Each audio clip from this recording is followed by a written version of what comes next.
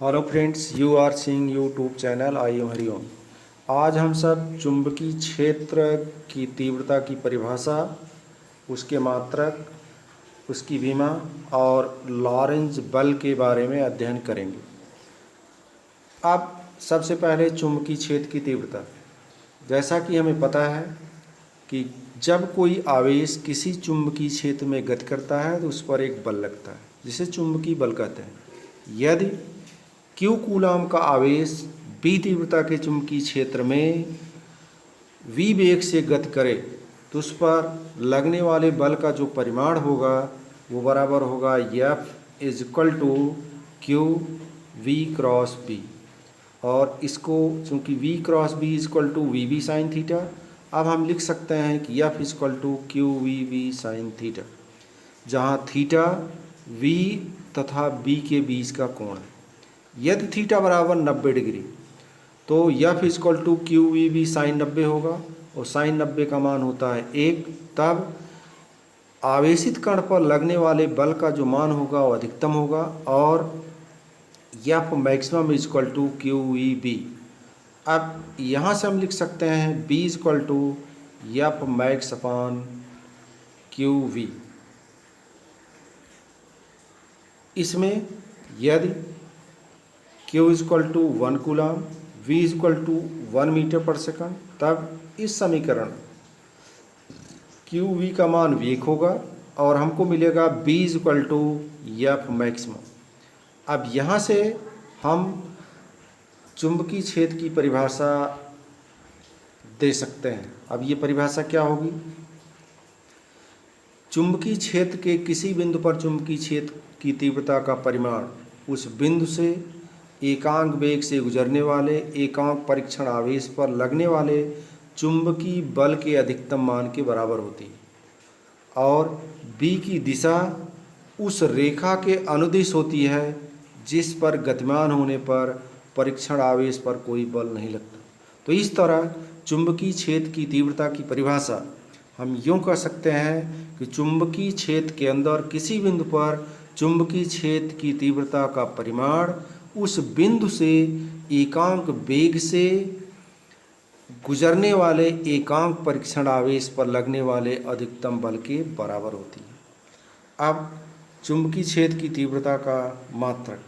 चुंबकीय क्षेत्र की तीव्रता का मात्रक निकालने के लिए हम B equal to F upon Q B फार्मूले का प्रयोग करेंगे और उस फार्मूले में बल F, आवेश Q और वेग V का मात्रक हमको पता है और उन मात्रकों का मान लिखने के बाद हम चुंबकीय क्षेत्र की तीव्रता का मात्रक निकाल सकते हैं।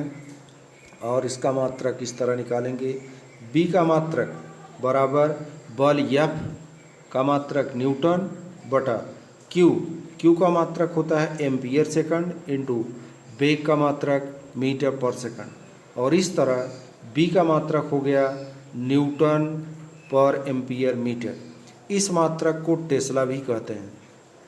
न्यूटन प्रति एम्पियर मीटर को टेस्ला भी कहते हैं और जिसे वैज्ञानिक निकोला टेस्ला के नाम पर रखा गया है। और चुंबकीय फ्लक्स की परिभाषा से B का SI मात्रक वेबर पर मीटर स्क्वायर भी है। अतः एक टेस्ला बराबर 1 न्यूटन पर एम्पियर मीटर बराबर 1 वेबर पर मीटर स्क्वायर।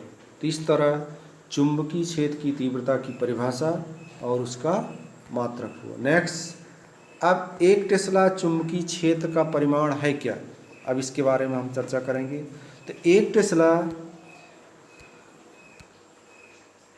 चुंबकीय क्षेत्र का परिमाण जिसमें लंबवत 1 मीटर प्रति सेकंड के वेग से गतिमान एकांक आवेश पर लगने वाला बल 1 न्यूटन हो, तो वह चुंबकीय क्षेत्र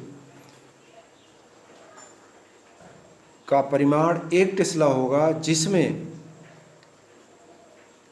क्षेत्र के लंबवत 1 मीटर प्रति सेकंड के वेग से गतिमान एकांक आवेश पर 1 न्यूटन का बल लगे तो उस बिंदु पर चुंबकीय क्षेत्र की तीव्रता का जो परिमाण होगा वो होगा 1 टेस्ला।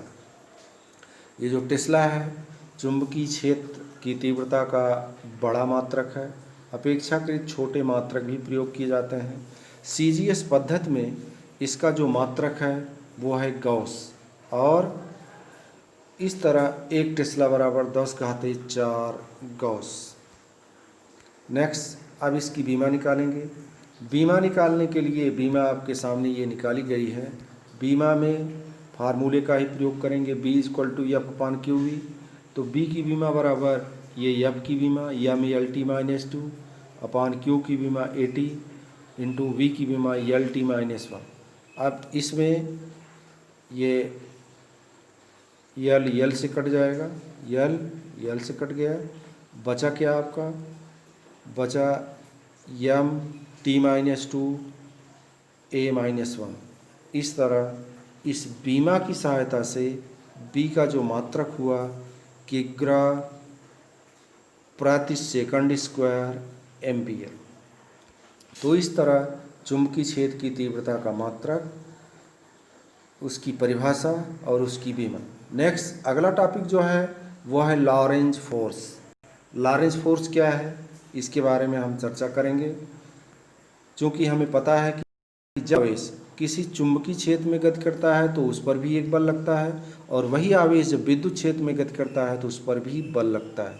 तो जब कोई आवेशित कण ऐसे स्थान पर गति करता है जहाँ पर विद्युत और चुंबकीय क्षेत्र दोनों विद्यमान, तो कण पर कार्यरत कुल विद्युत चुंबकीय बल को लॉरेंज बल कहते हैं। माना कोई Q कूलाम का आवेश एक ऐसे स्थान पर V वेग से गतिमान है जहाँ विद्युत क्षेत्र की तीव्रता E, चुंबकीय क्षेत्र B दोनों उपस्थित हैं। अतः कण पर कार्यरत विद्युत बल Fe = QE तथा कण पर कार्यरत चुंबकीय बल Fm = QV×B। अतः कण पर कार्यरत कुल वैद्युत चुंबकीय बल F = Fe + Fm, this is equal to QE + QV×B। अब इसमें Q कॉमन है, अब हम लिख सकते हैं F = Q × E + V×B। तो ये जो बल है ये लॉरेंज बल है, और यह यदि कोई आवेश विद्युत और चुंबकीय क्षेत्र दोनों में गति करता है तो उस पर लगने वाला ये बल है जिसे लॉरेंज बल कहते हैं।